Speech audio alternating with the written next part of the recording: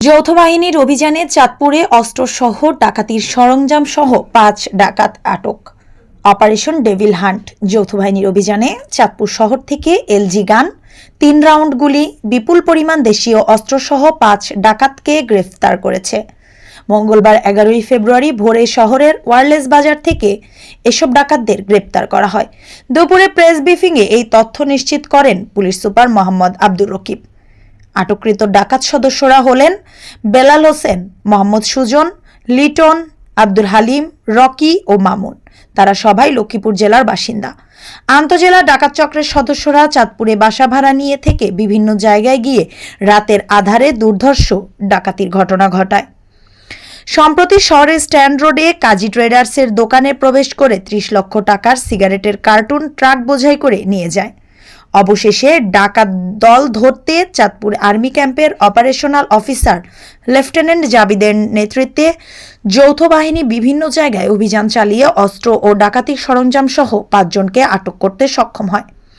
ডাকাতির কাজে ব্যবহৃত একটি মিনি ট্রাক জব্দ করে যৌথ বাহিনী।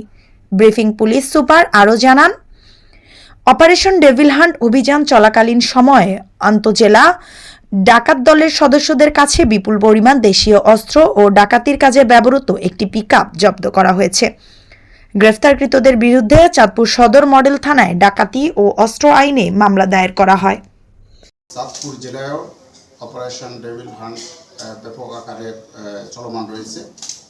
অপারেশন ডেভিল হান্ট চলাকালীন গোপন সংবাদের ভিত্তিতে আমরা জানতে পারি যে চাঁদপুর জেলার সদর মডেল থানাধীন ওয়ারলেস বাজার মোড়ের পাশে একটি আবাসিক মেসে কয়েকজন ডাকাত দল অবস্থান করছে এবং ডাকাতির প্রস্তুতি গ্রহণ করেছে। এই সংবাদের ভিত্তিতে আমাদের ডিবি পুলিশের নেতৃত্বে যৌথ বাহিনীর সমন্বয়ে একটি টিম সেখানে অভিযান পরিচালনা করে সেখানে ৫ জন ডাকাতকে আটক করে।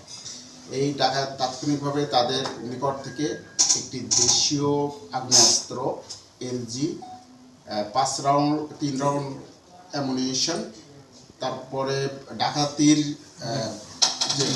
ডাকাতি কাজে ব্যবহৃত বিভিন্ন ধরনের সরঞ্জামাদি এবং একটি পিকআপ ভ্যান জব্দ করে।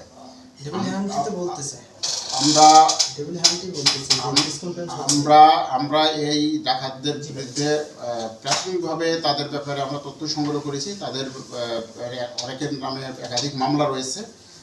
তাদের এই যে এই অভিযানে আমরা তাদের বিরুদ্ধে ডাকাতির প্রস্তুতি সহ অস্ত্র আইনে তাদের বিরুদ্ধে মামলা রুজু করা হবে।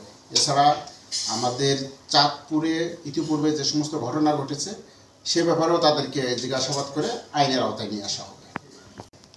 রাত ৩টায় গতকাল রাত ৩টায় এই অভিযানটি হয়।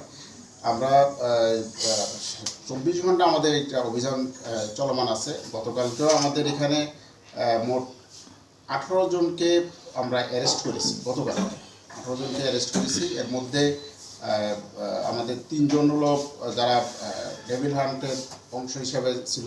আজকেও আমরা উল্লেখযোগ্য সংখ্যক অ্যারেস্ট আছে, আমাদের ৪০ জনের মতো অ্যারেস্ট আছে।